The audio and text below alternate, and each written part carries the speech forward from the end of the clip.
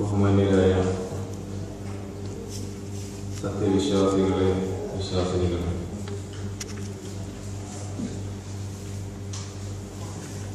നമ്മൾ സല്ലല്ലാഹു അലൈഹി വസല്ലമയെ കുറിച്ച് പല സന്ദർഭങ്ങളിലായിട്ട് ധാരാളമായി പഠിക്കാൻ അവസരം കിട്ടുന്ന ആളുകൾ തന്നെയാണ്. നബിദിനത്തിന്റെ അവസരമാകുമ്പോഴും അല്ലാത്ത സന്ദർഭങ്ങളിലും ഒക്കെ ആയിട്ട് നമ്മൾ റസൂൽ സല്ലല്ലാഹു അലൈഹി വസല്ലമയെ കുറിച്ച് പഠിക്കാറുണ്ട്. നബിയെ കുറിച്ച് ഒരുപാട് ഓരോരുത്തരോടും, നിങ്ങൾ ഇരിക്കുന്ന കൂട്ടത്തിൽ ഇരിക്കുന്ന ഓരോരുത്തരോടും നബിയെ കുറിച്ച് എന്തെങ്കിലുമൊക്കെ നിനക്ക് അറിയുന്നത് പറയൂ എന്ന് പറയുകയാണെങ്കിൽ, സപ്പോസ് നമ്മൾ അങ്ങനെ സങ്കല്പിക്കുക, നമുക്ക് ഒരുപാട് പരിചയമുള്ള ആളാണ് നബി.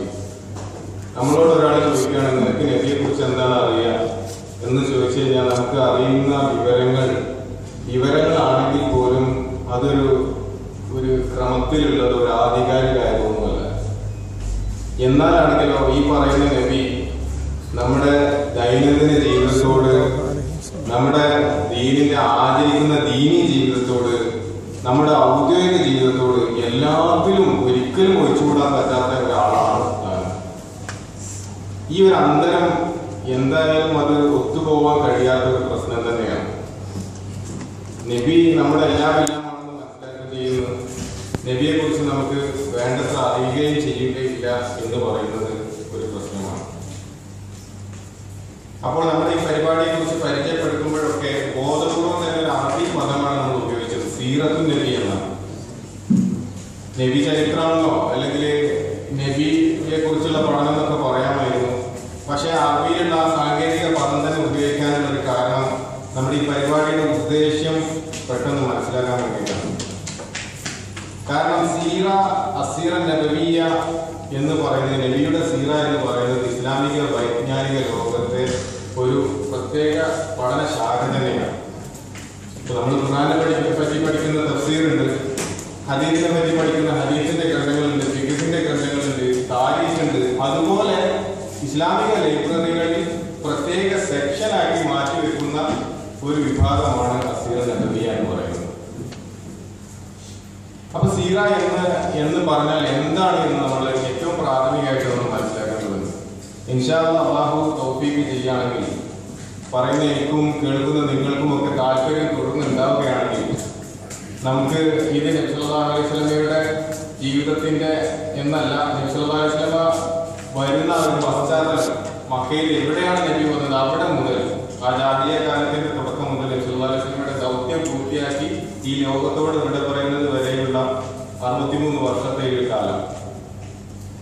ഇപ്പൊ 2015 അത് 571 മുതൽ 632 വരെയുള്ള ഈ 63 വർഷത്തെ കാലത്ത് എന്താണ് ലോകത്ത് സംഭവിച്ചത് എന്നാണ് നമ്മുടെ ചരിത്രത്തിലെ ഈ ക്ലാസിന്റെ വിഷയം. അപ്പൊ നമ്മൾ എന്തുകൊണ്ടത് സീറ എന്ന പേര് സ്വീകരിച്ചു എന്നതാണ്. സീറ എന്നത് ഒരു അറബി പദമാണ്. സാറ യസീറു എന്ന ബേസ് ഫോമിൽ നിന്നാണ് ആ വാക്ക് വരുന്നത്. അറബിയിൽ സാറ യസീറു നമ്മൾ സയ്യാറ എന്ന് പറയാറുണ്ട്. കാറ്, യാത്ര ചെയ്യുന്ന സാധനമായതുകൊണ്ടാണ് സയ്യാറ കാർ എന്ന് പറയുന്നത്. സാറ നീ യാത്ര ചെയ്തു, സഞ്ചരിച്ചു എന്നൊക്കെയാണ്. അപ്പൊ പണ്ഡിത ലോകം ഇതിന് നബിയെ കുറിച്ചുള്ള പഠനത്തിന് എങ്ങനെയാണ് യാത്ര എന്ന് പേരിട്ടത് എന്ന് നമുക്കൊരു ആശ്ചര്യം തോന്നാൻ സാധിക്കുന്നത്. അതായത് നബി സല്ലല്ലാഹു അലൈഹി വസല്ലമയെ കുറിച്ച് നബിയുടെ ജീവിതം കൂടെ നടക്കുകയാണ് നമ്മൾ.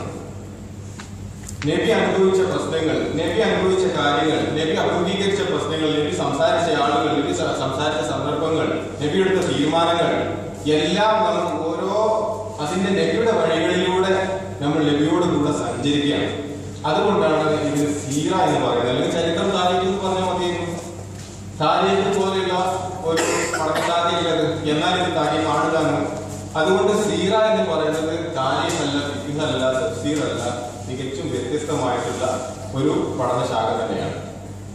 അപ്പൊ ഇൻഷാ അല്ലാഹ് നമ്മള് ആ ഒരു സീറ എന്നുള്ള വാക്ക് ഉൾക്കൊള്ളുന്ന അതിന്റെ ഒരു അർത്ഥവ്യാപ്തിയോട് നീതി പുലർത്തിക്കൊണ്ട് തന്നെ ഇൻഷാ അല്ലാഹ് നമ്മളുടെയൊക്കെ ഒരു കഴിവിന്റെ ഒരു പരമാവധി, ഓരോരുത്തർക്ക് ഒരു ലിമിറ്റേഷൻ അത് നിന്നുകൊണ്ടാണെങ്കിൽ പോലും നമുക്ക് അതിനോട് നീതി പുലർത്താൻ ശ്രമിക്കേണ്ടതുണ്ട്. അല്ലാഹു തൗഫീഖ് നൽകുമാറാകട്ടെ. ഇത് ഇപ്പൊ നമ്മള് പൊതുവെ പറയുമ്പോൾ നേതാക്കന്മാരെ പറ്റി പറയും. ഗാന്ധിജിയെ പറ്റി നമ്മൾ പഠിക്കാറുണ്ട്. നേരത്തെ നമ്മുടെ മലപ്പുറം ജില്ലാ KMCC പ്രസിഡന്റ് ബഹുമാനനായ റഷീദ് സാഹിബ് പറഞ്ഞതുപോലെ ഒരുപാട് നേതാക്കന്മാരെ പറ്റി, മനുഷ്യരാശി കണ്ടിട്ടുള്ള വലിയ വലിയ മഹാന്മാരെ പറ്റി നമ്മൾ സ്കൂളിലും കോളേജുകളിലൊക്കെ പഠിക്കാറുണ്ട്. ഇവരെ പറ്റിയൊക്കെ പഠിക്കുന്നത് ഒന്നുകിൽ ബയോഗ്രഫി, ചരിത്രമാണ്, അല്ലെങ്കിൽ അവരുടെ ജീവചരിത്രമാണ്. പക്ഷേ നബി സല്ലല്ലാഹു അലൈഹി വസല്ലമയുടെ ജീവിതം പഠിക്കുമ്പോൾ ഒരു ജീവചരിത്രമല്ല, ചരിത്രമല്ല. എന്താണ് വ്യത്യാസപ്പെടുന്നത്? നമ്മൾ ഇസ്ലാം എന്ന് പറഞ്ഞു കഴിഞ്ഞാൽ പറയുന്നതിനും നിങ്ങൾക്കൊക്കെ ഒരുപാട് തത്വങ്ങളും ആശയങ്ങളും നിയമങ്ങളും വിധികളും ഒക്കെയാണ്. എന്താണ് നിങ്ങളുടെ ഇസ്ലാം നമ്മളോട് ഒരാൾ വന്ന് ചോദിക്കുകയാണെങ്കിൽ അത് സംഗ്രഹിച്ച് പറഞ്ഞു കഴിഞ്ഞാൽ നമുക്ക് പറയാനുള്ളത് കുറെ വിധികളും ആശയങ്ങളും ഒക്കെയാണ്. അതനുസരിച്ച് നിസ്കാരം, കളവ് പറയാതിരിക്കല്, തെറ്റ് ചെയ്യാതിരിക്കല്, അങ്ങനെയൊക്കെയുള്ള കുറെ നിയമങ്ങൾ, കുറെ തത്വശാസ്ത്രങ്ങൾ, ഫൽസഫകളാണ്. ഇതിന്റെ ആശയങ്ങളായി മാത്രം നമ്മൾ മനസ്സിലാക്കിയിട്ടുള്ള കുറെ കാര്യങ്ങൾ ജീവിതത്തിൽ എങ്ങനെ നടപ്പാക്കപ്പെട്ടു എന്ന് കൃത്യമായി പഠിക്കാനുള്ള ശ്രമമാണ് സീറത്ത് നബിയുടെ പഠനം എന്ന് പറയുന്നത്.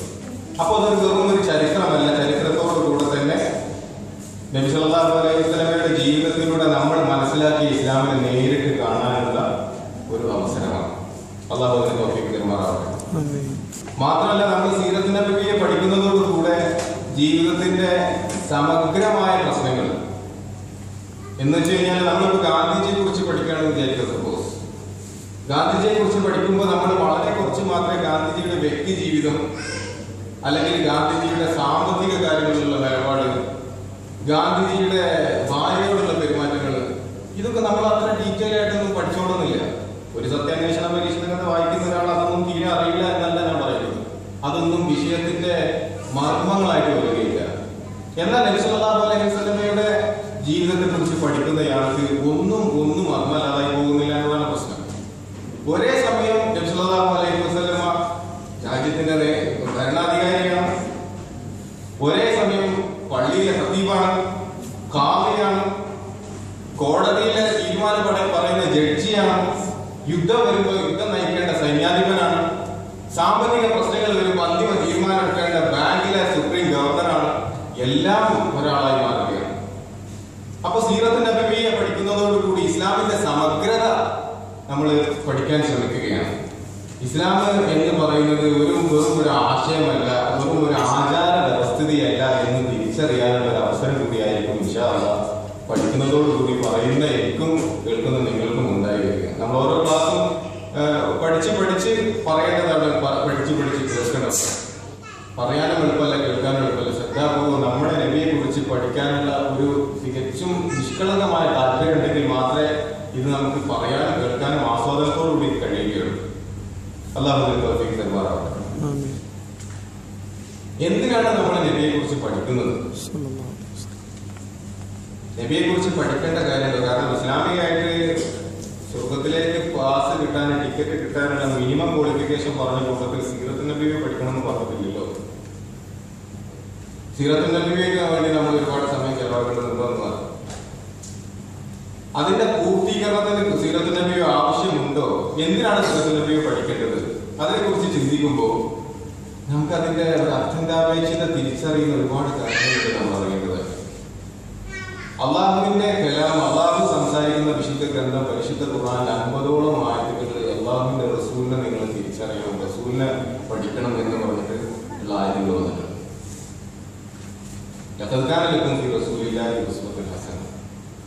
നിങ്ങൾക്ക് നബിയിലെ ഉത്തമമായ ഉദാത്തമായ മാതൃക ഇത് എന്ന് പറഞ്ഞു കഴിഞ്ഞാൽ, ആ ഖുർആനിലെ മാതൃക ഇതെന്ന് പറഞ്ഞു, നബിയാണ് ഞങ്ങളുടെ മാതൃക എന്ന് പറഞ്ഞുകൊണ്ടായില്ല. മാതൃക എന്ന് പറഞ്ഞാൽ എന്താ? നമ്മളൊരു സാധനം ഉണ്ടാക്കുകയാണെങ്കിൽ ഇതുപോലെ ഇത് മാതൃകയാക്കിയിട്ട് ഇത് ഉണ്ടാക്കണം എന്ന് പറയുമ്പോൾ നമ്മൾ എന്തിനാണോ മാതൃകയാക്കുന്നത് അതിനെ ഉണ്ടാക്കാൻ പോകുന്നതിനേക്കാളും കൂടുതൽ വ്യക്തമായിട്ട് അറിയേണ്ടി വരും, അല്ലേ? ഇപ്പൊ നമ്മളൊരു സാധനം ഉണ്ടാക്കുകയാണ്, ഒരു ശില്പം ഉണ്ടാക്കുകയാണ്.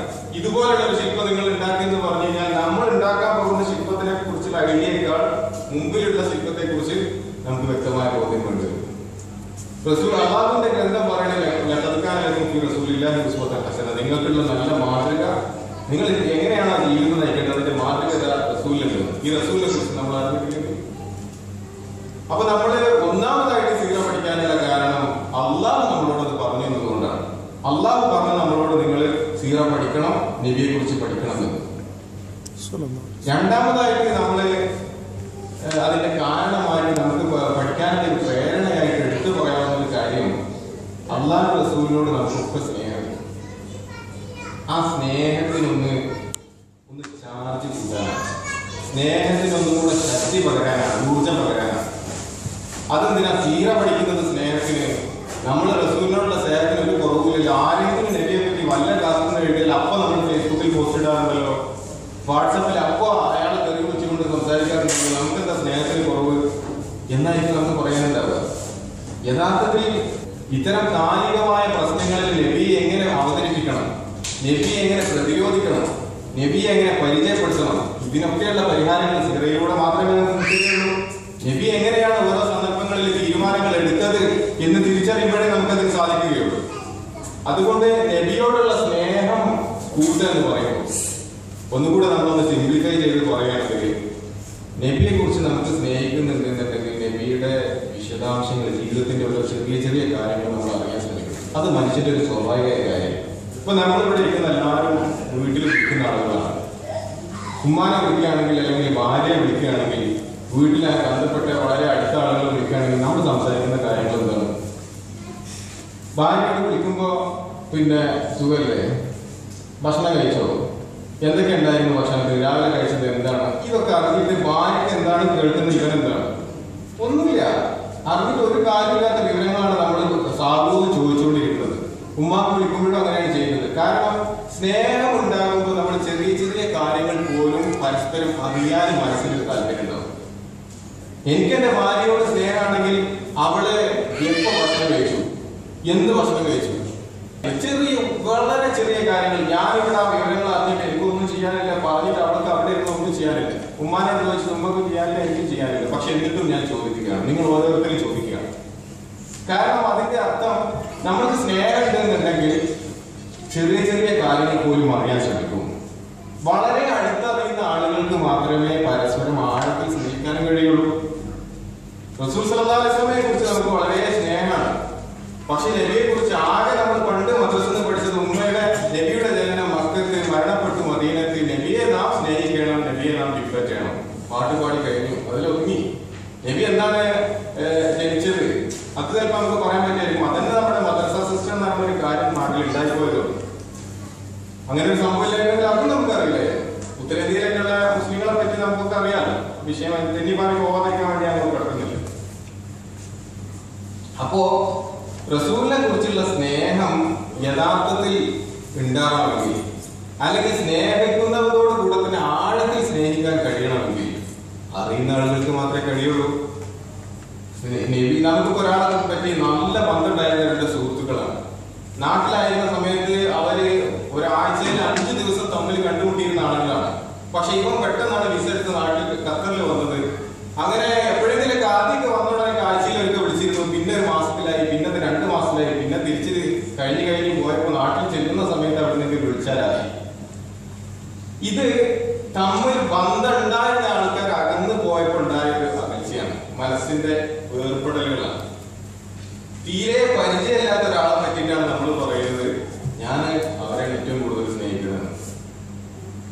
അപ്പൊ നമ്മൾ തിരിച്ചറിയാതെ, അടുത്തറിയാതെ, പരിചയപ്പെടാതെ ഒരാളെ കുറിച്ച് സ്നേഹിക്കുന്നു എന്ന് പറയുന്ന അർത്ഥമില്ല. തിരിച്ചറിയുന്ന ആൾക്കാരെ മാത്രമേ നമുക്ക് ആഴത്തിൽ സ്നേഹിക്കാൻ കഴിയുള്ളൂ. അപ്പൊ സീറയെ പറ്റി നമ്മൾ ആഴത്തിൽ പഠിക്കുന്നത് റസൂൽ സല്ലല്ലാഹു അലൈഹി വസല്ലമയെ കുറിച്ച് പഠിക്കാൻ വേണ്ടി കൂടിയാണ്. അള്ളാഹു പറഞ്ഞാണ് നമ്മളോട് സീറ പഠിക്കാൻ. നബിയെ പറ്റി ആഴത്തിൽ സ്നേഹിക്കണമെങ്കിൽ സീറ വേണം. മൂന്നാമത്തെ കാര്യം എന്താ? മൂന്നാമത്തെ കാര്യം നമ്മുടെ വിശുദ്ധ ഗ്രന്ഥം, പരിശുദ്ധ ഖുർആൻ, അല്ലാഹുവിന്റെ ഗ്രന്ഥം മനസ്സിലാക്കണമെങ്കിൽ, യഥാർത്ഥത്തിൽ മനസ്സിലാക്കണമെങ്കിൽ, ജസ്റ്റ് അതിന്റെ അർത്ഥം വായിച്ചു പോവാൻ മലയാളം ട്രാൻസ്ലേഷനൊക്കെ അതിന്റെ ഓരോ ആക്ടിവിറ്റി സൈഡിൽ മലയാളം അല്ലെങ്കിൽ ഇംഗ്ലീഷിന്റെ ട്രാൻസ്ലേഷൻസ് കിട്ടും. അർത്ഥം അറിയില്ല എന്നല്ല പറഞ്ഞത്. ഖുർആന്റെ ഒരു പശ്ചാത്തലത്തോടുകൂടി ആഴത്തിൽ മനസ്സിലാക്കണമെങ്കിൽ സീറ നിർബന്ധമാണ്. നിങ്ങൾ നോക്കി, ഒന്നാമതായിട്ട് ഖുർആനിൽ ഇറങ്ങിയ ആയത്തേതാ? ഇഖ്റ ബിസ്മി റബ്ബിക്കൽ ലദീ ഖലഖ്. അതിൽ ഏത് ട്രാൻസ്ലേഷനിലും നോക്കിയാലും കാണാം read in the name of the Lord who created, അല്ലെങ്കിൽ നിന്നെ സൃഷ്ടിച്ചത് നാഥന്റെ നാമത്തിൽ നീ വായിക്കുക എന്നൊക്കെ. അത് നല്ല അർത്ഥം. എന്തായാലേ നമ്മുടെ ഗ്രന്ഥം തുടങ്ങുന്നത് തന്നെ വായിക്കാൻ പറഞ്ഞുകൊണ്ടാണ് എന്ന് നമ്മൾ പറയുമ്പോൾ തന്നെ യഥാർത്ഥത്തിൽ ആ ആയത്ത് വന്ന് ഇറങ്ങുന്നത് ആരോടാ? വായനയോട് ഒരു ബന്ധമില്ലാത്ത സാഹചര്യത്തിന്റെ ഒരു ബന്ധം വെച്ച് നോക്കുകയാണെങ്കിൽ അങ്ങനെ ഒരു ആയത്തിന് യാതൊരു കോണ്ടാക്റ്റും ഇല്ലാത്തൊരു സമയത്താണ് ആയത്ത് വന്നിറങ്ങുന്നത്. അക്ഷരമറിയാത്ത, ഒരിക്കൽ പോലും വായിച്ചിട്ടില്ലാത്ത, എഴുതിയിട്ടില്ലാത്ത നബിയോട്. അപ്പൊ എന്തിനാ സമയത്ത് തുടങ്ങി? എന്തിനാ ആ ആയത്ത് കൊണ്ട് തുടങ്ങി? വിശദമായ ചർച്ചയാണ്. നമുക്ക് ഇൻഷാ അല്ലാഹ് അവിടെ എത്തുമ്പോൾ അവിടെ ആഴത്തിൽ തന്നെ പഠിക്കാൻ ശ്രമിക്കണം.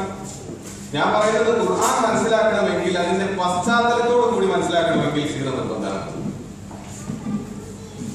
ഹുദൈബിയ സന്ധിയെ കുറിച്ച് വന്ന ഫതഹ് സൂറത്തിന്റെ തുടക്കം ഇന്നാ ഫതഹ്നാ ലക ഫതഹൻ മുബീന. ട്രാൻസ്ലേഷനുകൾ മുഴുവൻ നമുക്ക് കാണാം ഇന്നാ ഫതഹ്നാ ലക ഫതഹൻ മുബീന, ഇന്ന് നിങ്ങൾക്ക് വലിയൊരു വിജയം തന്നിരിക്കുകയാണ് അല്ലാഹു പറയാം.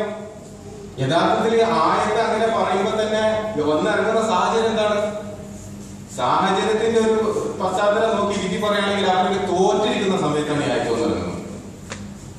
മുശ്രിക്കീങ്ങളോട് അവരുടെ എല്ലാ ഡിമാൻഡും ഓക്കെ ഓക്കെ എന്ന് പറഞ്ഞുകൊണ്ട് അടിയിൽ ഒപ്പം കിട്ടി കൊടുത്തതിന് ശേഷം തിരിച്ചു വരുമ്പോഴാണ് ഇന്നാ ഫതഹ്നാ ലക ഫതഹൻ മുബീന എന്ന് പറഞ്ഞത് ഖുർആൻ പറയുന്നത്. ഉമർ റളിയല്ലാഹുവിനൊക്കെ ദേഷ്യം പിടിച്ചതും എന്തിനാണ് നബി, നമ്മളെ സത്യം തന്നെ അല്ലേ, അവര് തെറ്റാണെന്നല്ലേ നിങ്ങൾ പറയുന്നത്, പിന്നെന്തിനാ ഒപ്പിട്ട് കൊടുത്ത് എന്ന് പോലും ഉമർ റളിയല്ലാഹു ചോദിച്ചതും നീ അങ്ങനെ സംസാരിക്കരുത്, അല്ലാഹു റസൂലിനോടാണ് സംസാരിക്കുന്നത് എന്ന് അബൂബക്കർ റളിയല്ലാഹു ഒന്ന് തിരുത്തിയതും അത്തരം വളരെ പ്രശ്ന കലുഷിതമായ ഒരു സാഹചര്യത്തിൽ ഇറങ്ങിയ ആയത്താണ് ഇന്നാ ഫതഹ്നാ ലക ഫതഹൻ മുബീന. ഖുർആൻ മാത്രം വായിക്കുന്നയാള് ഖുർആൻ നോക്കിയാൽ പോലെ എന്ന് വിചാരിച്ച് ഈ ആയത്തിന്റെ അർത്ഥം അറബി അറിയുന്ന ആളാവട്ടെ, മലയാളം അറിയുന്ന ആളാവട്ടെ, ഇംഗ്ലീഷ് അറിയുന്ന ആളാവട്ടെ എന്താണ് തമ്മിൽ ബന്ധമില്ല. അപ്പൊ എന്തുകൊണ്ട് പരിശുദ്ധ ഖുർആൻ അങ്ങനെ ഇറക്കി, അങ്ങനെ ഒരു കോലത്തിൽ സംസാരിച്ചു? ആ ഒരു രീതിയിൽ ഖുർആൻ സംസാരിച്ചത് കൊണ്ട് ഖുർആനിന്റെ അമാനുഷികത കൊല്ല കാര്യങ്ങളുണ്ടോ തുടങ്ങിയിട്ടുള്ള വിശദമായ ചർച്ച അവിടെയും വേണ്ടതാണ്. ഉദാഹരണമായിട്ട് ഞാൻ ഒന്നുകൂടെ നിങ്ങൾക്ക് വ്യക്തമാൻ വേണ്ടി ഉദാഹരണം കൂടെ പറയണം. ആയിഷ റളിയല്ലാഹു അൻഹയെ കുറിച്ച് ആരോപണം വന്ന സംഭവം നമുക്കൊക്കെ അറിയാവുന്ന കാര്യം. സൂറത്തുൽ നൂർ ഇന്നല്ലദീന ജാഉ ബിൽ ഇഫ്കി ഉസ്ബത്തും മിൻകും എന്ന് പറഞ്ഞുകൊണ്ട് തുടങ്ങുന്ന ആയത്ത്. ഈ ആയത്ത് അതിന്റെ അർത്ഥങ്ങൾ വെച്ച് നോക്കുകയാണെങ്കിൽ അതിന്റെ പശ്ചാത്തലം തീരെ മനസ്സിലാകുന്നില്ല. മാത്രമല്ല യഥാർത്ഥത്തിൽ എനിക്ക് തോന്നുന്ന ഈ ഇഫ്കിന്റെ സംഭവങ്ങളൊക്കെ നമ്മൾ പഠിക്കുമ്പോൾ അത്രയും ആഴത്തിലുള്ള ഒരു പശ്ചാത്തലം അതിനുണ്ട്. എന്ന് വെച്ച് കഴിഞ്ഞാൽ ബനൂ മുസ്തലഖ് ഗോത്രത്തിലെ യുദ്ധം, ആ യുദ്ധത്തില് തിരിച്ചു വരുന്ന സമയത്ത് കഴിഞ്ഞ് തിരിച്ചു വരുന്ന സമയത്താണ് ഈ ആയത്ത് ഇറങ്ങുന്നത്. നമ്മൾ ബദറിനെ കുറിച്ചൊക്കെ വളരെ ഒരുപാട് സമയത്ത് പഠിക്കാറുണ്ട്. ഈ ബനൂ മുസ്തലഖ് യുദ്ധത്തിനെ പറ്റിയിട്ട് ഇവരെ പറ്റി എന്തുകൊണ്ട് നമ്മൾ ആയത്തിൽ പഠിച്ചില്ല?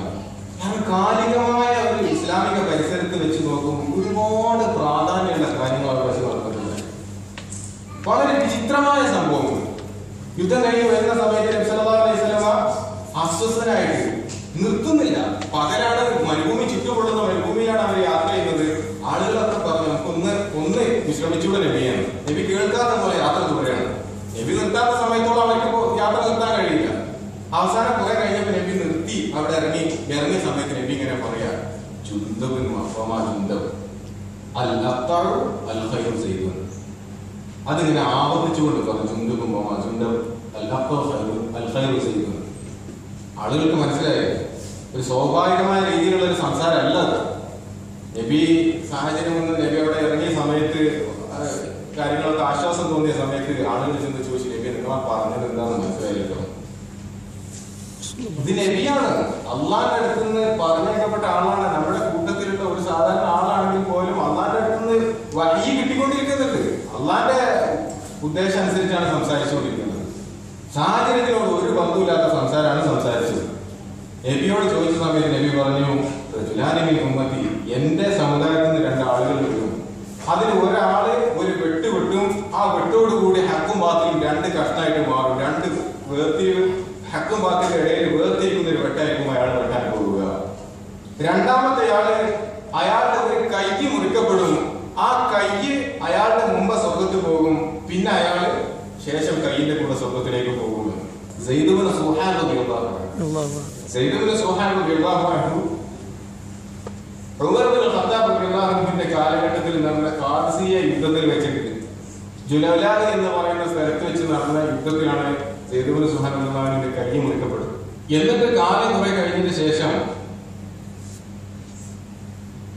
അലി റളിയല്ലാഹു അൻഹുവിന്റെ കാലമായപ്പോൾ സയ്യിദ് ഇബ്നു സുഹാൻ റളിയല്ലാഹു അൻഹു ജമൽ യുദ്ധത്തിൽ വെച്ച് കൊല്ലപ്പെടുകയും ചെയ്തു. ഇത് ഭാവിയിൽ നടന്ന സംഭവമാണ്. ഇത് എന്തുകൊണ്ട് അങ്ങനെ ഒരു സംഭവം അവിടെ വെച്ച് പറഞ്ഞു? കൂടെ തന്നെ പറഞ്ഞ ജുന്ദബിനെ പറ്റിയാണ്. ജുന്തമാരായിരുന്നു.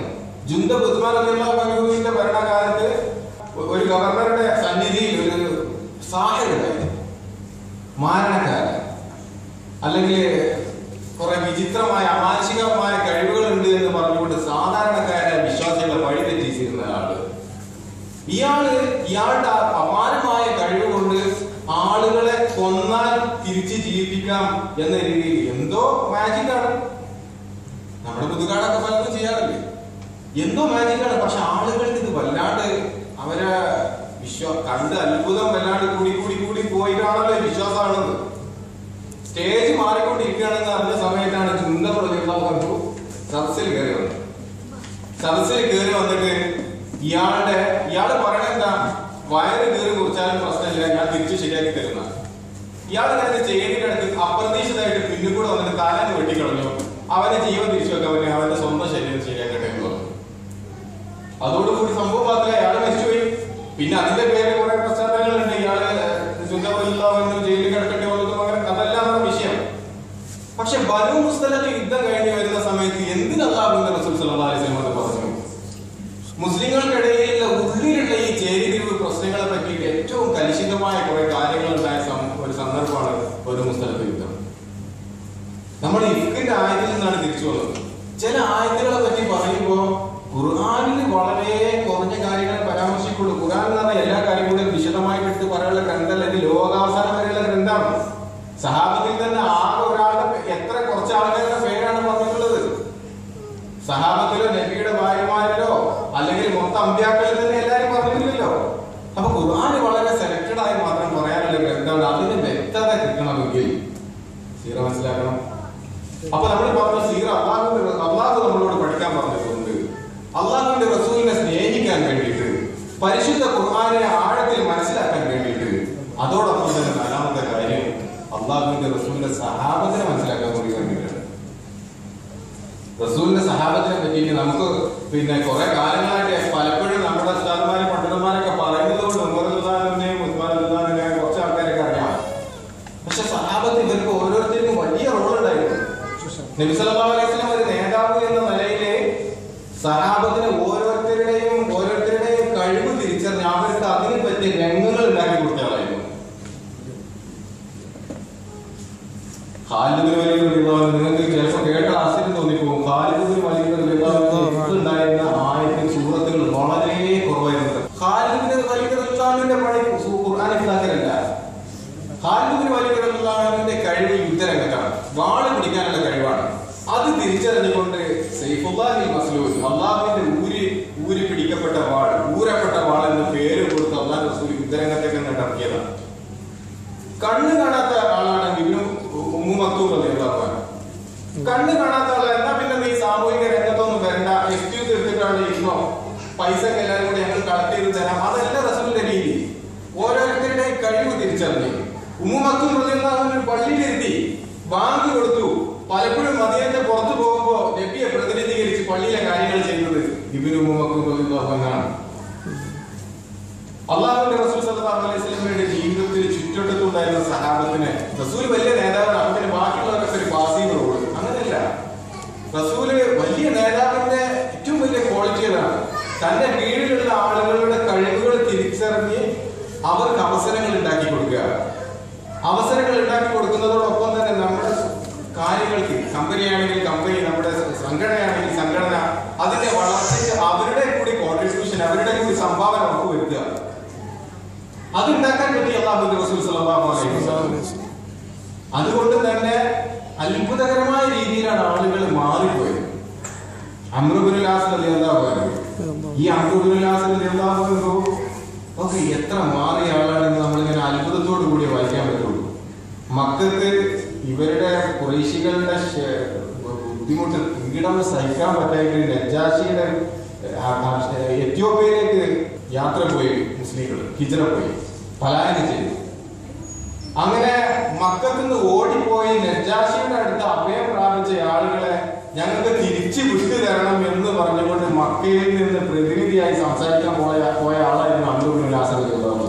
ഈ അംർ ഇബ്നുൽ ആസ് റളിയല്ലാഹു അൻഹുവിനെ വളർത്തി മാറ്റിയെടുത്ത് ഈജിപ്തിന്റെ ഗവർണറാക്കി മാറ്റാൻ മാത്രമാണ് റസൂലുള്ളാഹിനെ മാറി. അത് നബിയെ പഠിക്കുമ്പോഴേ നമുക്ക് തിരിച്ചറിയുള്ളൂ. അബ്ദുല്ലാഹി ഇബ്നു ഹുദാഫ റളിയല്ലാഹു അൻഹു ഒരിക്കൽ അല്ലാഹുവിന്റെ റസൂൽ ഇങ്ങനെ മിമ്പറിൽ കയറിയിട്ട് റസൂലിന്റെ ജീവിതത്തിൽ നടത്തിയ ഏറ്റവും വലിയ നീണ്ട പ്രസംഗത്തെ പറ്റി ഹദീസിലുണ്ട്. ഒരിക്കൽ മിമ്പറിൽ കയറിയിട്ട് നബി അങ്ങോട്ട് പ്രസംഗിക്കാൻ തുടങ്ങി.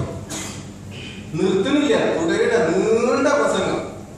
എന്നിട്ട് റസൂൽ കൂട്ടത്തിൽ പറഞ്ഞു, ഇപ്പൊ ഞാൻ ഈ സ്ഥലത്ത് നിന്ന് പോകുന്നതിന് മുമ്പ് നിങ്ങൾ എന്ത് ചോദിച്ചാലും ഞാൻ പറയാം, നിങ്ങൾക്ക് എന്ത് ചോദിക്കാന്നൊക്കെ ഞാൻ പറയുന്നു. നബി ഒരു പ്രത്യേക അവസ്ഥയിലായിരുന്നു. ഇങ്ങനെ ചോദിച്ചുകൊണ്ടിരിക്കുകയാണ്. അത്രേ ചോദിക്കൂ സലൂനി എന്ന് പറഞ്ഞുകൊണ്ട് നബി ഇങ്ങനെ ചോദിച്ചുകൊണ്ടിരിക്കുകയാണ്. സദസ്സിൽ ചോദിക്കാൻ ധൈര്യമില്ല. ആ കൂട്ടത്തിൽ ഒരാൾ എണീറ്റ് ചോദിച്ചു, അബ്ദുല്ലാഹി ഇബ്നു ഹുദാഫ റളിയല്ലാഹു നബി എന്റെ വാപ്പ ആരാണ്? ജാഹിലിയ്യ കാലഘട്ടത്തിലെ സാമൂഹിക ജീവിതം, കുടുംബ ജീവിതം, ലൈംഗിക ജീവിതം ഇതൊക്കെ ഏത് രീതിയിലായിരുന്നു എന്നൊക്കെ നമുക്കറിയാം. അതൊക്കെ നമ്മൾ നേരത്തെ ഖുർആനെ പറ്റി മനസ്സിലാക്കുമ്പോൾ പശ്ചാത്തലം മനസ്സിലാക്കണം എന്ന് പറഞ്ഞുകൊണ്ട് ചേർത്ത് പറയേണ്ട കാര്യങ്ങളായിരുന്നു. വഹിദൽ മൗഊദത്തു സുഇലത്, കുഴിച്ചു മൂടപ്പെട്ട പണ്ട് ചോദിക്കും എന്തിനാണ് നീ കൊല്ലപ്പെട്ടത് എന്ന് യൗമുൽ ഖിയാമത്തിൽ ചോദിക്കും. നമ്മൾ അർത്ഥം വെച്ച് പോകും. പക്ഷെ എന്തുകൊണ്ട് ജാഹിലിയ്യ കാലത്തിൽ ഒരു വാപ്പ സ്വന്തം മോളെ ജീവനോടെ കുഴിച്ചു മൂടാൻ നിർബന്ധിതനായി? അതിനുള്ള സാമൂഹിക പ്രേരണ എന്തായിരുന്നു? റസൂൽ അതിനെ എങ്ങനെയാണ് ട്രീറ്റ് ചെയ്തത്? ആ പ്രശ്നത്തിന് നബി എങ്ങനെയാണ് പരിഹാരം ചെയ്തത്? നബി വന്നിട്ട് നിങ്ങൾ ആരും കുഴിച്ചു മൂടരുത് എന്ന് പറയുകയാണ് ചെയ്തത്? അല്ല, നബി ആഴത്തിലുള്ള പരിഹാരം കാണിച്ചത്. നബി ആദ്യം അവർ എന്താണോ കുഴിച്ചു മൂടാൻ അവർക്ക് പ്രേരണ ഉണ്ടാക്കുന്ന സാഹചര്യം ആദ്യം വരുന്നുണ്ടാക്കി. ആ പ്രശ്നം തീർത്തതിന് ശേഷം നിങ്ങൾ കുഴിച്ചു മൂടരുത് എന്ന് പറഞ്ഞു. നമ്മുടെ വിഷയം അബ്ദുല്ലാഹി ഇബ്നു ഹുദാഫ റളിയല്ലാഹു ഈ സദസ്സ് എണീറ്റ് നബിയോട് ചോദിച്ചു, നബി എന്റെ വാപ്പാരാണ്. ഒറ്റടിക്ക് മറുപടി വന്നു, എന്റെ വാപ്പ ഹുദാഫയാണ്. ഈ സംഭവത്തെ പറ്റി അബ്ദുല്ലാഹി ഇബ്നു ഹുദാഫയുടെ ഉമ്മ ഈ സംഭവം കേട്ട് വീട്ടിൽ തിരിച്ചു വന്നപ്പോൾ ചോദിച്ചത്ര, എന്തൊരു നിന്നെക്കാൾ ഉമ്മാനോട് നന്ദികേട് കാണിച്ച മകനെ ഞാൻ കണ്ടിട്ടില്ല. നീ എന്ത് കണ്ടിട്ട് എന്ത് വിശ്വാസത്തിലാ ചോദിച്ചത്? നബി വേറെ ആരെങ്കിലും പറഞ്ഞാലോ എന്ന് വെച്ച് കഴിഞ്ഞാൽ അവരങ്ങനെ മോശക്കാരായിരുന്നല്ല. ഇവരൊക്കെ ജാഹിലിയ്യ കാലത്ത് ജീവിച്ച ആളുകളാണ്. ഇസ്ലാമോട് കൂടിയാണ് അവർ മാറിയത്. അത്തരം ഒരു വാപ്പ ആരാണ് എന്ന് സംശയിച്ചിരുന്ന അബ്ദുല്ലാഹി ഇബ്നു ഹുദാഫ റളിയല്ലാഹു അൻഹുവിനെ കിസ്റ രാജാവിന്റെ കൊട്ടാരത്തിലേക്ക് ഇസ്ലാമിനെ പ്രതിനിധീകരിച്ചുകൊണ്ട് കടന്നു ചെല്ലാനുള്ള ഒരുക്കത്തിലെത്തിച്ചത്. അബ്ദുല്ലാഹി ഇബ്നു ഹുദാഫ റളിയല്ലാഹു അൻഹു കിസ്റ രാജാവിന്റെ കൊട്ടാരത്തിലേക്ക് ചെല്ലുമ്പോ ഒരു അറാബി വേഷത്തിലായിരുന്നു അത്ര. അവിടെയുള്ള സഹാബാക്കളുടെ ഇടയിൽ തന്നെ പല രീതിയിലുള്ള ഗോത്രക്കാരൊക്കെ ഉണ്ട്, നിങ്ങൾക്കറിയാം. ഈ ഒരു ഡ്രസ്സും കോലൊക്കെ ഒരിക്കലും കിസ്റ രാജാവിന്റെ കൊട്ടാരത്തിലേക്ക് കയറാൻ പറ്റിയ ഒരു കോലത്തിലായിരുന്നില്ല. ഇവര് കൊട്ടാരത്തിന്റെ ഉള്ളിലേക്ക് രാജാവിന്റെ അടുത്തേക്ക് പോകണ്ട എന്ന് വിചാരിച്ചുകൊണ്ട് പാറാവുകാര് കത്തേണ്ട വരുന്നത്, നബിയുടെ കത്ത് കൊടുക്കാൻ വേണ്ടിയാണ് വരുന്നത്. ആ കത്തിന് തന്നേക്ക് ഞങ്ങൾ കൊടുത്തോളാം എന്ന് പറഞ്ഞ് വാങ്ങാൻ ശ്രമിച്ചു. അബ്ദുല്ലാഹി ഇബ്നു ഹുദാഫ റളിയല്ലാഹു അൻഹു പറഞ്ഞു, ഇത് എന്റെ റസൂൽ രാജാവിന് നേരിട്ട് കൊടുക്കണം എന്ന് പറഞ്ഞ കത്ത ഞാൻ വേറെ ആർക്കും തരില്ല. അങ്ങനെ രാജാവിന്റെ മുമ്പില് നേരിട്ട് ചെന്നു, കത്ത് കൊടുത്തു. കത്ത് തുടങ്ങുന്നത് പിന്നെ അള്ളാഹിന്റെ നാമത്തില് മുഹമ്മദിൻ റസൂലില്ലാഹി സ്വല്ലല്ലാഹു അലൈഹി വസല്ലം, അള്ളാഹിന്റെ റസൂലായ എന്ന് പറഞ്ഞുകൊണ്ട് തുടങ്ങാം. എന്റെ പേര് കൊണ്ട് തുടങ്ങാത്തൊരു കത്ത് തൽക്കാലം വേണ്ടെന്ന് പറഞ്ഞിട്ട് കത്തിൽ എന്താ എഴുതിയതെന്ന് പോലും നോക്കാതെ കിസ്റ രാജാവിനെ കീറി മുറിക്കുകയാണ് ചെയ്തത്. അത് ചരിത്രത്തിന്റെ മറ്റൊരു വശമാണ്. നമ്മുടെ വിഷയം ഈ അബ്ദുല്ലാഹി ഇബ്നു ഹുദാഫ റളിയല്ലാഹു അൻഹുവിനെ ഈ ഒരു അവസ്ഥയിൽ നിന്നും ഈ ഒരു അവസ്ഥയിലേക്ക് എങ്ങനെ മാറി? നബിയോട് കൂടെ നബിയുടെ ചരിത്രം മനസ്സിലാക്കുമ്പോഴേ ഈ അത്ഭുതങ്ങളെ പറ്റി നമുക്ക് തിരിച്ചറിയാൻ പറ്റുള്ളൂ. റസൂലിന്റെ ഈ 23 വർഷത്തെ ജീവിതം എന്ന് പറഞ്ഞു കഴിഞ്ഞാല് അതിനെക്കുറിച്ച് എനിക്ക് തോന്നിയിട്ടില്ല. ഞാൻ അതിനെക്കുറിച്ച് വായിച്ചിട്ടുള്ള ഏറ്റവും ശക്തമായൊരു ആവിഷ്കാരം എന്ന് പറയുന്നത് റസൂൽ സല്ലല്ലാഹു അലൈഹി വസല്ലമക്ക് നുബുവത്ത് കിട്ടുന്ന ആ ഒരു വർഷം, നബിക്ക് 40 കൊല്ലായ വർഷം മക്കത്ത് ഉണ്ടായിരുന്ന ഒരാള് അന്ന് ഇന്ത്യക്കോ പാകിസ്ഥാനോ എവിടേക്കെങ്കിലും യാത്ര ചെയ്തിട്ടില്ലേ സങ്കല്പിക്കുന്നത്. അയാൾ തിരിച്ചു വരികയാണ് ഒരു 24 കൊല്ലം കഴിഞ്ഞതിന് ശേഷം. എങ്കിൽ അയാൾ സംശയിച്ചു പോകുമായിരുന്നു, ഇത് എന്റെ നാട് തന്നെയാണോ, ഇത് എന്റെ നാട് തന്നെയാണോ എന്ന് സംശയിച്ചു പോകാൻ മാത്രം നാടിന്റെ എല്ലാം മാറ്റിക്കളഞ്ഞു വെറും 23 കൊല്ലം കൊണ്ട്. അല്ലാഹുവിന്റെ റസൂൽ സല്ലല്ലാഹു അലൈഹി വസല്ലമയെ പഠിക്കുമ്പോഴേ സഹാബത്തിന് മനസ്സിലാവും, സഹാബത്ത് എങ്ങനെ മാറി എന്ന് മനസ്സിലാവും. അതുപോലെ തന്നെ നമുക്ക് നബിയെ കുറിച്ച് പഠിക്കാനുള്ള പ്രേരണ കാലികമായ പ്രശ്നങ്ങളിൽ നബി എങ്ങനെ വഴികാട്ടുന്നു എന്ന് പഠിക്കാൻ വേണ്ടിയിട്ടാണ്. കാലികമായി പല രീതിയിൽ നമ്മൾ പ്രകോപിതരാകാറുണ്ട്. പ്രകോപിതരാകുമ്പോൾ നമ്മൾ സ്വയം മനസാക്ഷിയോട് പറയും, നാം നബിക്ക് വേണ്ടിയിട്ടാണ്, ദീനിന് വേണ്ടിയിട്ടാണ് പ്രകോപിതരാകുന്നത്. എന്നാൽ ഈ നബി അങ്ങനത്തെ ഒരാളായിരുന്നോ? സമാനമായ സന്ദർഭങ്ങളിൽ എങ്ങനെയാണ് നബി കൈകാര്യം ചെയ്യുന്നത്? നബിയെ കളിയാക്കിയ ആളുകളുണ്ടായിരുന്നു, നബിയെ കളിയാക്കി തെറി വിളിച്ച ആളുകളുണ്ടായിരുന്നു, ശാരീരികമായി ഉപദ്രവിച്ച ആളുകളുണ്ടായിരുന്നു, കവിത പാടി കളിയാക്കിയ ആളുകളുണ്ടായിരുന്നു. അങ്ങനെയൊക്കെ വന്ന സമയത്ത് നബി ഏത് തരത്തിലാണ് തിരിച്ചു പ്രതികരിച്ചത്? അവിടെയുള്ള അറബികൾക്ക് നന്നായിട്ട് കവിത പാടാൻ കഴിയായിരുന്നു. നബിയെ ഇകഴ്ത്തി നിലത്തോളം ഭൂമിയോളം ഇകഴ്ത്തി കവിത പാടിയ സമയത്ത് നബിക്ക് വളരെ കാര്യങ്ങൾ എളുപ്പമായിരുന്നു. ഒരാളെ വിട്ട് ആ പറഞ്ഞവന്റെ കാര്യം അങ്ങ് ശരിയാക്കിയാൽ മതിയായിരുന്നു. അയാളൊക്കെ കൊന്നു കളഞ്ഞാൽ പിന്നെ അയാൾ കവിത ചൊല്ലുമല്ലോ. പക്ഷെ നബി അതല്ലല്ലോ ചെയ്തത്. നബി സഹാബത്തിന്റെ കൂട്ടത്തിൽ വിളിച്ചിട്ട് നിങ്ങളുടെ കൂട്ടത്തിൽ ആർക്കാണ് നന്നായിട്ട് കവിത എല്ലാം പറ്റുക, എന്നിട്ട് കവിത കൊണ്ട് മറുപടി പറയിപ്പിക്കുകയായിരുന്നു. കവിത കൊണ്ട് മറുപടി പറയിപ്പിക്കുമ്പോൾ തന്നെ കൂട്ടത്തിൽ തെറ്റില്ലാത്ത ആളുകൾ, അവരുടെ കൂട്ടത്തിൽ നല്ല ആളുകളുണ്ട്, ഖുറൈശികളിൽ കുറെ നല്ല ആളുകൾ ഉണ്ടായിരുന്നു, അവരെ നീ എങ്ങനെ ഒഴിവാക്കും? സഹാബിയുടെ മറുപടി, ഞാൻ പൊടിച്ച് നമ്മള് മാവ് ഉണ്ടാക്കിയിട്ട് പത്തിരി ഉണ്ടാക്കാൻ വേണ്ടി മാവ് കുഴക്കുമ്പോൾ അതിൽ ഉള്ളിൽ മുടി കുടുക്കി കഴിഞ്ഞാൽ ആ മുടി ഇങ്ങനെ വലിച്ചെടുക്കുമ്പോൾ ആ മുടിയിൽ യാതൊരു പൊടിയും മാവും പിടിച്ചിട്ടുണ്ടാവില്ല എന്നതുപോലെ അവരെ ഒഴിവാക്കിയിട്ട് ബാക്കിയുള്ളവരെ ഞാൻ പറഞ്ഞോളാം. ഇതാണ് നബി സല്ലല്ലാഹു അലൈഹി വസല്ലം. നമ്മളൊരു കാര്യം എതിർക്കുമ്പോ ആ തിരിച്ചാക്ഷേപിക്കുമ്പോ അത് നമ്മളെ എതിർത്ത ആളുകൾക്കാണ് മറുപടി കിട്ടുന്നത്. ആലോചിക്കേണ്ടതാണ്. മുടി പോലെ ഒഴിവാക്കിയതിനു ശേഷമാണ് അവരെ എതിർത്തത്. കവിതയാണെങ്കിൽ കവിത കൊണ്ടേ മറുപടി ഉള്ളൂ, വെട്ടിക്കൊണ്ടല്ല, തെറി വിളിച്ചുകൊണ്ടല്ല. ഇത് നമ്മുടെ സംസ്കാരമല്ല. ഇതൊക്കെ ആഴത്തിൽ തിരിച്ചറിയണമെങ്കിൽ അല്ലാഹു റസൂൽ സല്ലല്ലാഹു അലൈഹി വസല്ലമയെ കുറിച്ച് പഠിക്കുന്ന വേണം. റസൂൽ സല്ലല്ലാഹു അലൈഹി വസല്ലം ഇല്ലാതെ അത് നമുക്ക് തിരിച്ചറിയില്ല.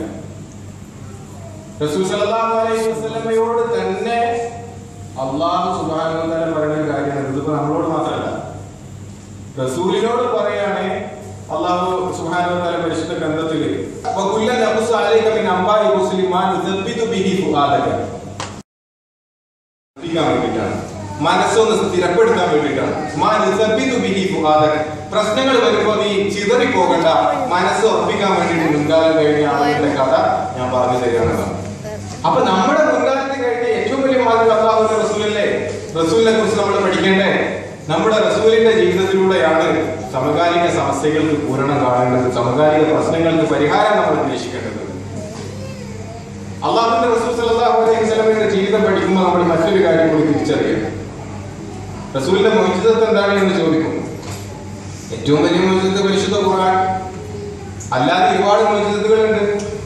ബുഖാരിയിലും മുസ്ലിമിലും ഒരു സംശയത്തിനും ഇടയില്ലാതെ അത്ഭുതകരമായി കാണിച്ച ഒരുപാട് മുഅ്ജിസത്തുകൾ. റസൂലിന്റെ വിരലിന്റെ ഇടയിൽ നിന്ന് വെള്ളം വന്നത് തുടങ്ങിയിട്ടുള്ള നബി ചന്ദ്രനെ പിളർത്തി കാണിച്ചു കൊടുത്തതൊക്കെ അല്ലാഹു സുബ്ഹാനഹു വ തആല അല്ലാഹുവിന്റെ ആശയം കാണിച്ചു കൊടുക്കാൻ വേണ്ടിയിട്ട് ആൾക്കാരുടെ മുമ്പിൽ ഒരു വഴി കാണിച്ചേ ഉള്ളൂ. പക്ഷെ ഇത് ഈ തുടങ്ങിയിട്ടുള്ള മുഅ്ജിസത്തുകളുടെ കൂടെ തന്നെ അല്ലാഹുവിന്റെ റസൂലിന്റെ വലിയൊരു മുഅ്ജിസത്ത് എന്താണെന്ന് വെച്ചാൽ റസൂലിന്റെ ജീവിതം തന്നെയാണ്.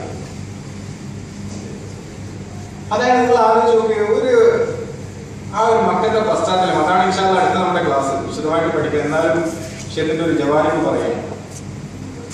മക്കത്തെ ഒരു പശ്ചാത്തലത്തിൽ എഴുതാനും വായിക്കാനും അറിയാത്ത ഒരാൾ, എഴുതാനും അറിയില്ല, അന്ന് എഴുതാൻ അറിയുന്ന ആൾക്കാരുണ്ടായിരുന്നു, വായിക്കാൻ അറിയുന്ന ആളുകളുണ്ടായിരുന്നു. 2% അന്നത്തെ സാക്ഷരതാ നിരക്ക് എന്ന് എവിടെയാണ് ഒരു ഗ്രന്ഥത്തിൽ വായിച്ചു കൊടുക്കുന്നത്. മക്കത്തെ അന്നത്തെ സാക്ഷരതാ നിരക്ക്. നബി ആ കൂട്ടത്തിൽ എഴുതാൻ അറിയുന്ന ആളായിരുന്നു. ഇയാള് വന്നിട്ട് സമുദായത്തോട് പറയുകയാണ് സല്ലല്ലാഹു അലൈഹി വസല്ലം, ആദ്യം എന്ന് പറയുന്നത് നിങ്ങൾ വായിക്കുന്നു പറഞ്ഞുകൊണ്ടാണ് തുടങ്ങുന്നത്. ഇയാളാണ് എഴുത്തിന്റെയും വായനന്റെയും വലിയ ആളായിട്ട് മാറുന്നത്. ആദ്യം നടന്ന യുദ്ധത്തില് ബന്ദികളെ പിടിച്ചെടുത്തപ്പോ നമുക്കൊക്കെ അറിയുന്ന സംഭവം തന്നെ. പക്ഷെ നമ്മൾ അതിന്റെ ഒരു ആഴത്തിൽ നമ്മൾ ആലോചിച്ച് നോക്കി, എന്തൊരു അത്ഭുതമാണ്. ആദ്യം നടന്ന യുദ്ധത്തിൽ പിടിച്ചെടുത്ത ആളുകളെ മോചിപ്പിക്കാൻ വേണ്ടിയിട്ട് ഉപാധി പറയാ, പൈസ ഇല്ലാത്തവര് നിങ്ങൾ 10 ആൾക്ക് അക്ഷരം പഠിപ്പിച്ചെന്നോളൂ. 23 വർഷം കൊണ്ട് ഇങ്ങനെ അത്ഭുതങ്ങൾ സൃഷ്ടിച്ചെടുത്തത് എങ്ങനെ അല്ലാഹു റസൂൽ സല്ലല്ലാഹു അലൈഹി വസല്ലം പറ്റി? മറ്റൊരു ഭാഗത്ത് നമ്മൾ ആലോചിച്ച് വരികയാണെങ്കിൽ നബി ഇപ്പോ ഒരു സാമൂഹിക പരിഷ്കർത്താവായിട്ട് വന്ന ആളല്ലല്ലോ. നമ്മൾ അങ്ങനെയൊക്കെ കാലികമായിട്ട് നബി അവതരിപ്പിക്കുമ്പോൾ പറയാറുണ്ടെങ്കിലും യഥാർത്ഥത്തിൽ നബി സാമൂഹിക പരിഷ്കർത്താവായിട്ട് വന്ന ആളാണോ? അല്ല. നബി ഒരു നേതാവിനെ മാതൃ കാണിക്കാൻ വേണ്ടി വന്ന ആളല്ല. സാമ്പത്തിക വിദഗ്ധന്റെ മാതൃ കാണിക്കാൻ വേണ്ടി വന്ന ആളല്ല. നബി വന്നത് ഒറ്റ ആശയം പറയാനാണ്. അല്ലാത്തവരൊന്നും നിങ്ങൾ ആരാധിക്കരുത്. ഈ ലോകത്തിന് ഈ കണ്ട മനുഷ്യന്മാർക്കൊക്കെ ഒറ്റ സൃഷ്ടാവേ ഉള്ളൂ, അവനെ ആരാധിക്കാണ്.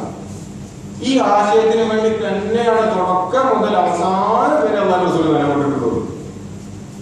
നിങ്ങൾ ആലോചിച്ച് നോക്ക്, ഈ ഒരു മിഷനോട് കൂടി വന്നയാള് സമൂഹത്തിന്റെ, അതും ആ കാലഘട്ടത്തിൽ മാത്രമല്ല അന്ത്യനാൾ വരെയുള്ള മനുഷ്യന്മാർക്ക് എല്ലാ രംഗത്തും മാതൃകയാക്കി വരാൻ മാത്രം ഇങ്ങനെ വളരെ മനുഷ്യൻ. ഇപ്പൊ ഞാൻ നിങ്ങളടുത്ത് ഒരു കാര്യം പറയാൻ വേണ്ടി വരിക, ഞാൻ ആ കാര്യത്തിലുള്ള ഒരു പ്രിപ്പറേഷനോട് കൂടിയാണ് വരിക. നിങ്ങൾ ആ രീതിയിലാണ് എന്നെ സമീപിക്കുക. എനിക്കങ്ങനെ മറ്റു കാര്യങ്ങളിൽ നിങ്ങളുടെ മുമ്പിൽ വലിയ കാര്യങ്ങൾ പറയാൻ പറ്റും, വലിയ മാതൃകയാക്കാൻ പറ്റും. നബി വന്നത് ഈ ഒരു കാര്യത്തിനാണ്. പക്ഷെ നബി ഏറ്റവും സുപ്രീം മോഡലായിട്ട്, ഏറ്റവും വലിയ എക്സംപ്ലറി ആയിട്ട് മാറാത്ത രംഗങ്ങൾ ഇല്ല. നബി സല്ലല്ലാഹു അലൈഹി വസല്ലമയുടെ ജീവിതം തന്നെ, 23 വർഷത്തെ ഈ ഒരു ജീവിതം തന്നെ ഏറ്റവും വലിയ മുഅ്ജിസത്താണ്. ആ മുഅ്ജിസത്ത് തിരിച്ചറിയണമെങ്കിൽ നബിയുടെ ജീവിതം തുടക്കം മുതൽ അവസാനം വരെ ആ കാലക്രമത്തിൽ തന്നെ, ഒരു ക്രോണോളജിക്കൽ ഓർഡർ തന്നെ, കാലം എന്ന് സംഭവിച്ചതിന് ശേഷം എന്ത് എന്ന രീതിയിൽ തന്നെ പഠിച്ചാലേ മനസ്സിലാവും. അപ്പോഴാണ് നമുക്ക് ഹദീസിന്റെ അർത്ഥങ്ങൾ മനസ്സിലാകുന്നത്. അപ്പോഴാണ് നമുക്ക് പരിശുദ്ധ ഖുർആനിന്റെ അർത്ഥങ്ങൾ ആഴത്തിൽ തിരിച്ചറിയാം. ഈ പറയുന്ന എനിക്കും തിരിച്ചറിയാൻ വിവരമില്ല, പിന്നെ നമ്മുടെ സദസ്സിലുള്ള പലർക്കും അത് ഉണ്ടാകാമെന്ന് ഞാൻ വിശ്വസിക്കുന്നുള്ളൂ. പക്ഷേ അത് ഉണ്ടാക്കിയെടുക്കേണ്ടത്, അത് ഉണ്ടാക്കിയെടുക്കാൻ ഒരു ദിവസം കൊണ്ട് 2 ദിവസം കൊണ്ട് പറ്റില്ല. അപ്പൊ അതുകൊണ്ട് നമ്മുടെ അൽഹംദുലില്ലാഹ് KMCCയുടെ നല്ല ദീനി പ്രവർത്തനങ്ങളുടെ ഭാഗമായിട്ട് നമ്മുടെ നേതാക്കന്മാരുടെയൊക്കെ നേതൃത്വത്തിൽ അവർ നല്ലൊരു ദീനി പ്രവർത്തനം എന്ന രീതിയിൽ മാസത്തിൽ ഒരിക്കലോ എങ്ങനെയാണ് അവർ ഫിക്സ് ചെയ്യാൻ പോകുന്നത് എനിക്ക് അറിഞ്ഞൂടാ, ആ ഒരു ദിവസം നമ്മൾ മാറ്റിവെക്കുകയാണ്. ചിലപ്പോൾ ഒരു വർഷം നീണ്ടുപോയേക്കാം. കേൾക്കുന്ന നിങ്ങൾ ചിലപ്പോൾ മാറിയേക്കാം, പരിപാടി സംഘടിപ്പിക്കുന്ന നേതാക്കന്മാർ ഇവർ ചിലപ്പോൾ മാറിയേക്കാം, പറയുന്ന ഞാൻ ചിലപ്പോൾ മാറിയേക്കാം. പക്ഷെ റസൂലിനെ പറ്റി ആർക്കെങ്കിലും ഒക്കെ പൂർണ്ണമായിട്ട് പഠിക്കാൻ അവസരം ഉണ്ടായിരുന്നു. ഇത് നമ്മുടെ മലയാളികൾക്ക് പരിചയപ്പെടുള്ളൂ. യൂറോപ്പിലൊക്കെ ഈ 100-110 ക്ലാസ്സുകളായിട്ട് കണ്ടിന്യൂസ് ആയിട്ട് സീറ ക്ലാസ്സുകൾ നടക്കുന്നുണ്ട്. അവരൊക്കെ ആഴത്തിൽ പഠിക്കുന്നുണ്ട്, കാലികമായി റസൂലിനെ വായിക്കുന്നുണ്ട്. നമ്മൾ റസൂലിനെ പറ്റി തർക്കിക്കാറുണ്ടെങ്കിലും റസൂലിനെ പറ്റി പഠിക്കാതെ, റസൂലിനെ പറ്റി ആഴത്തിൽ പഠിക്കാനുള്ളൊരു സൗഭാഗ്യം അതാണ് നമുക്ക് തെരുമാറാവട്ടെ. നബിയുടെ സീറ പഠിക്കാനുള്ള മറ്റൊരു പ്രേരണ വരും തലമുറയ്ക്ക് നമ്മൾ നബിയെ കുറിച്ച് പഠിപ്പിച്ചു കൊടുക്കാൻ വേണ്ടിയിട്ടാണ്, കുട്ടികളെ വളർത്താനാണ്. സീറത്തിന്റെ നബിയ എന്ന് പറയുമ്പോൾ ഏറ്റവും ആദ്യം മനസ്സിൽ തെളിയുന്ന ഗ്രന്ഥങ്ങളുടെ കൂട്ടത്തിലൊന്നാണ് നമ്മുടെ അബുൽ ഹസൻ അലി നബിയുടെ സീറ. അലിമിയ എന്ന് പറയുന്ന നമ്മുടെ ഇന്ത്യയുടെ സംഭാവന. അവരുടെ സീറയുടെ ആമുഖത്തിൽ തന്നെ അവർ പറയുന്നുണ്ട്, എന്നെ സംബന്ധിച്ചിടത്തോളം ഉണ്ടായ ഏറ്റവും വലിയൊരു ഭാഗ്യം, എൻ്റെ വീട്ടിൽ ചെറിയ കുട്ടികൾ, ഒരുപക്ഷെ മിക്ക വീടുകളിലും ആ പ്രായത്തിൽ കുട്ടികൾ സീറ പഠിക്കാറുണ്ടാവില്ല. പക്ഷെ എൻ്റെ വീട്ടിൽ ചെറു പ്രായത്തിൽ തന്നെ ഉറുദുവിലുള്ള പുസ്തകങ്ങൾ, അറബി ഞാൻ പഠിക്കുന്നതിന് മുമ്പ് ഉറുദുവിലുള്ള പുസ്തകങ്ങളിൽ സീറ ഞാൻ മുഴുവൻ വായിക്കാൻ എനിക്ക് പറഞ്ഞിട്ടുണ്ടായിരുന്നു. നമുക്ക് സീറ മുഴുവനൊന്നും വായിക്കണ്ട, നബിയുടെ ചരിത്രത്തിൽ അറിയേണ്ട, മനസ്സിൽ കൊള്ളുന്ന, ജീവിതത്തിൽ എക്കാലത്തും ഒരു വെളിച്ചമായി കുട്ടികളുടെ മനസ്സിൽ ബാക്കി വെക്കാൻ കഴിയുന്ന ചില സംഭവങ്ങളെങ്കിലും നമുക്ക് പറഞ്ഞു കൊടുക്കാൻ പറ്റും. ഇൻഷാ അല്ലാഹ് നമ്മുടെ ഈ 20-ാം തീയതി ഇവിടെ വരാൻ പോകുന്ന പ്രാസംഗികൻ സുലൈമാൻ മൈക്കത്തൂർ സാഹിബ്, അദ്ദേഹത്തിന്റെ പ്രസംഗം കേട്ട ആളുകളൊക്കെ പിന്നെ രണ്ടാമത്തെ അവസരം കിട്ടുന്ന ഒഴിവാക്കും. അദ്ദേഹത്തിന്റെ പ്രസംഗത്തിലൊക്കെ കേട്ടൊരു സംഭവം ഞാൻ ഓർത്തുപോകും സന്ദർഭത്തിൽ. അദ്ദേഹം പറയുകയുണ്ടായി, വെസ്റ്റേൺ വേൾഡിൽ എവിടെ ഒരു ക്ലാസ്സിൽ ടീച്ചർ കുട്ടികളോട് ചോദിക്കണം, നിങ്ങളുടെ അംബീഷൻ എന്താണ്, നിങ്ങൾ എന്തായി മാറാനാണ് നിങ്ങൾ ആഗ്രഹിക്കുന്നത്? ഓരോരുത്തരും ഓരോ രീതിയിലുള്ള ആൻസർ പറഞ്ഞു. എനിക്ക് ഡോക്ടർ ആവണം, എനിക്ക് സയന്റിസ്റ്റ് ആവണം, എനിക്ക് പൈലറ്റ് ആവണം തുടങ്ങിയിട്ടുള്ള ഒരുപാട് ആൻസറുകൾ. പക്ഷെ ഒരു കുട്ടി പറഞ്ഞു, I would like to be a സഹാബി. സഹാബി എന്നുള്ളത് എന്തായാലും പരിചയം ഉണ്ടാവില്ല, അറബി വാക്കാണ്. ടീച്ചർക്ക് മനസ്സിലായി. ടീച്ചർ പറഞ്ഞു, ഒന്ന് എക്സ്പ്ലെയിൻ ചെയ്യാം, ഒന്ന് വിശദീകരിക്കണം. കുട്ടിക്ക് ഇത് വിശദീകരിക്കാനുള്ള വിവരമില്ല. കുട്ടി പറഞ്ഞു, നിങ്ങൾക്കത് മനസ്സിലാക്കണമെങ്കിൽ ഉമ്മാനെ വിളിക്കണം. ഉമ്മാന്റെ ഫോൺ നമ്പർ കൊടുത്തു. കുട്ടിക്ക് ഇത് എന്തെങ്കിലും ഞാൻ ഭാവിയിലാവുകയാണെങ്കിൽ സഹാബിയായി തീരണം എന്ന് മനസ്സിലൊരു ആഗ്രഹമായി വരാൻ മാത്രം ഉമ്മ അങ്ങനെ പറഞ്ഞു കൊടുക്കുന്നുണ്ട്. ബെഡ് ടൈം സ്റ്റോറീസില് കിടന്നുറങ്ങുമ്പോൾ പറഞ്ഞു കൊടുക്കുന്ന കഥകളിൽ സഹാബികളായിരുന്നു കഥാപാത്രങ്ങൾ. അങ്ങനെ ടീച്ചറോട് ഉമ്മ പറഞ്ഞു, നിങ്ങൾക്കത് ഫോണിൽ പറഞ്ഞാൽ ക്ലിയർ ആകും, നിങ്ങൾ ഒരു ദിവസം വീട്ടിൽ വരുമെന്ന് ഞങ്ങൾ ക്ഷണിച്ചാലും. അങ്ങനെ അവരൊരു വിരുന്നൊക്കെ ഉണ്ടായി. ടീച്ചറെ വിളിച്ചു, സഹാബികളെ പറ്റിയിട്ടും നബിയെ പറ്റിയിട്ടൊക്കെ പറഞ്ഞു കൊടുത്തു. അവസാനം ഈ ടീച്ചർ മുസ്ലിം ആവുന്നതിലെ കാര്യങ്ങൾ ചെയ്യും. കുട്ടികൾക്ക് നമ്മൾ ബാലരമ, ആനിമേഷൻ സീഡികൾ തുടങ്ങിയിട്ടുള്ള എല്ലാം നമ്മൾ കേൾക്കാറുണ്ട്, കുട്ടികൾക്ക് കൊടുക്കാറുണ്ട്. പക്ഷെ അതോടൊപ്പം തന്നെ നമ്മുടെ ചരിത്രത്തിന്റെ, നമ്മളുടെ അസിലിന്റെ, നമ്മളുടെ വേരുകളിലുള്ള മഹാനുഭാവന്മാരെ പറ്റിയിട്ട് നമുക്ക് ഒരു വ്യക്തമായ കുട്ടികൾക്ക് ഇഷ്ടപ്പെടുന്ന രീതിയിലുള്ള കാര്യങ്ങൾ പറഞ്ഞു കൊടുക്കുന്നത്. നമുക്ക് നബിയെ പറ്റി പറഞ്ഞ ഉള്ള കാര്യങ്ങൾ കുട്ടികൾക്ക് ഇഷ്ടമുള്ള കാര്യങ്ങളല്ല. എന്നാൽ കുട്ടികൾക്ക് ഇഷ്ടമുള്ള കാര്യങ്ങളില്ലേ? സഹാബത്തിന്റെ അത് കഴിഞ്ഞിട്ടുള്ള താബീകളുടെ ജീവിതത്തിൽ കുട്ടികൾക്ക് ആസ്വാദനത്തോടുകൂടി കേട്ടിരിക്കാൻ പറ്റിയ എത്ര കഥകളുണ്ട്, ഗ്രന്ഥങ്ങളുണ്ട്. അപ്പോ നമ്മൾ സീറ പഠിക്കുന്നത് അടുത്ത തലമുറക്ക് വേണ്ടിയിട്ട് കൂടിയാണ്. നമുക്ക് സ്വന്തം വേണ്ടിയിട്ടല്ല, നമ്മുടെ കുട്ടികൾക്ക് നബിയെ പറ്റിയിട്ട് എന്തെങ്കിലുമൊക്കെ ആധികാരികമായി പറഞ്ഞു കൊടുക്കാൻ വേണ്ടി കൂടിയാണ് നമ്മൾ സീറ നബിയെ കുറിച്ച് പഠിക്കുന്നത്. ഇപ്പൊ നമ്മൾ സീറ എന്താണെന്ന് മനസ്സിലാക്കി, സീറ എന്തിനാണ് പഠിക്കുന്നത് എന്നും ഒരാളോളം മനസ്സിലാക്കി. ഇനി നമുക്ക് മുമ്പിലുള്ള ഈ സീറ, അതായത് നബിയുടെ ജീവിതം തുടക്കം മുതൽ അവസാനം വരെ പഠിക്കാനൊക്കെ പറഞ്ഞല്ലോ.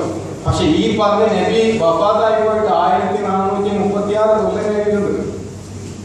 1436 കൊല്ലം മുമ്പ് വഫാത്തായി പോയ ഒരാളുടെ ജീവചരിത്രം ഇത്ര ഗ്രേറ്റ് ഡീറ്റെയിൽ ഓരോ വർഷം ഓരോ ദിവസവും എന്ന കണക്കിൽ എങ്ങനെ നമ്മുടെ മുമ്പിൽ ലഭ്യമാവോ എന്നതാണ് പിന്നുള്ള സന്ദേഹം. സ്വാഭാവികമായ ലോജിക്കൽ ചോദ്യമാണ്. അപ്പൊ നമ്മുടെ സീറയുടെ ഉറവിടങ്ങൾ എങ്ങനെയാണ് നമ്മൾ തിരിച്ചറിയേണ്ടതുണ്ട്?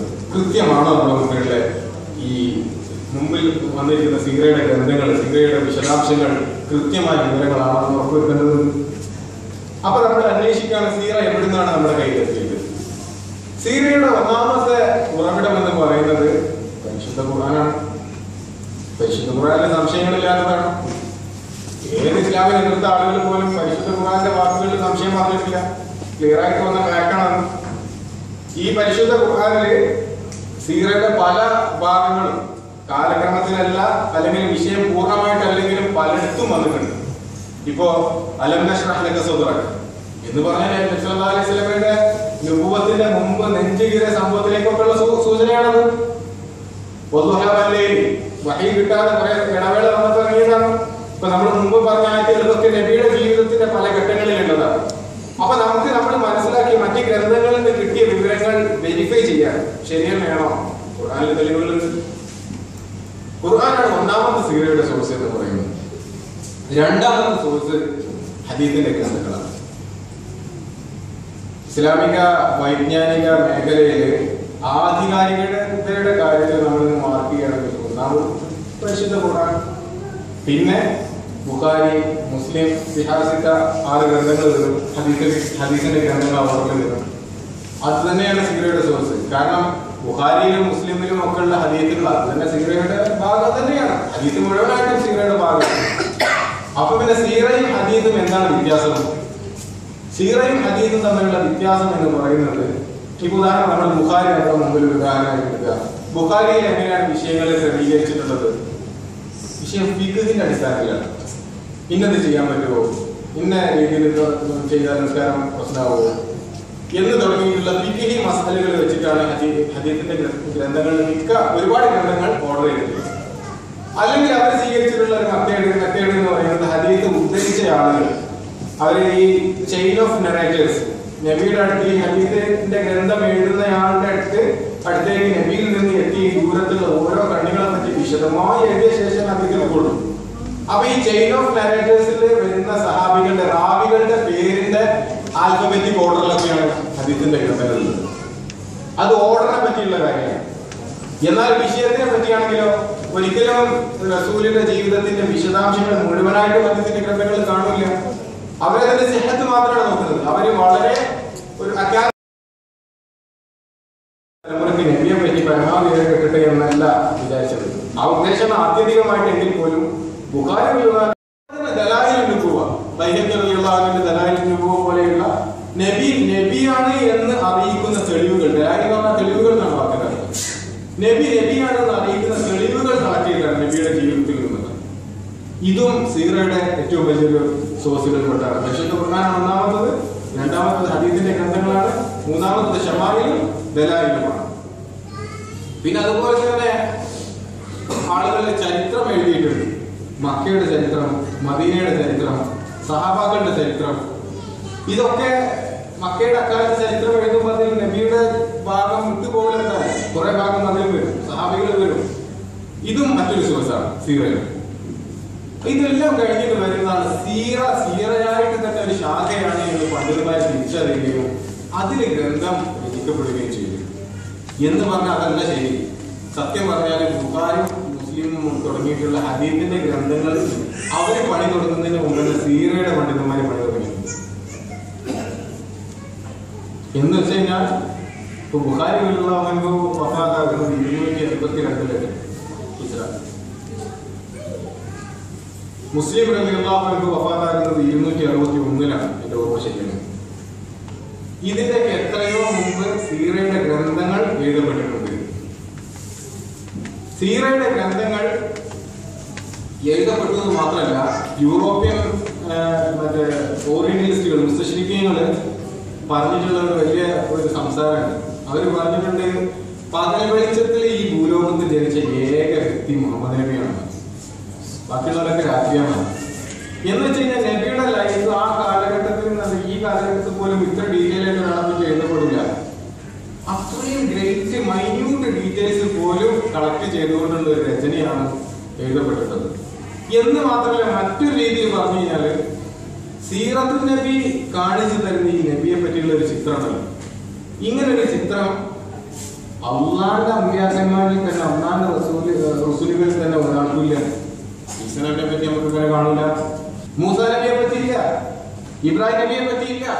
അള്ളാന്റെ അമ്പിയാക്കന്മാരെ പറ്റി ഇത്ര ഡീറ്റെയിൽ ആയിട്ടുള്ള ഒരു വിശദാംശങ്ങളില്ല. പോട്ടെ, അമ്പിയാക്കന്മാർ പോട്ടെ, നബിയുടെ എത്രയോ കാലശേഷം വന്ന ഓരോ രംഗത്ത് പ്രശസ്തരായിട്ടുള്ള ആളുകൾ, ഇവരെ പറ്റി ഇത്ര ഡീറ്റെയിൽസ് ഉണ്ടോ? ഇല്ല. അപ്പൊ സീറ എന്ന് പറയുന്നത് ലോകത്ത് ഒരാളെ പറ്റി എഴുതപ്പെട്ടിട്ടുള്ളത് ഏറ്റവും കൂടുതൽ ഡീറ്റെയിൽസ് ഉള്ളത് അല്ലാഹു റസൂൽ സല്ലല്ലാഹു അലൈഹി വസല്ലമയെ കുറിച്ചാണ്. അപ്പൊ റസൂൽ സല്ലല്ലാഹു അലൈഹി വസല്ലമയെ കുറിച്ചുള്ള ഈ ഡീറ്റെയിൽസ് നമുക്ക് കിട്ടിയത് ശരിയായ മാർഗത്തിലാണോ, അത് കൃത്യമായ ഉദ്ധരണികളാണോ, അതില് സത്യസന്ധത പാലിക്കും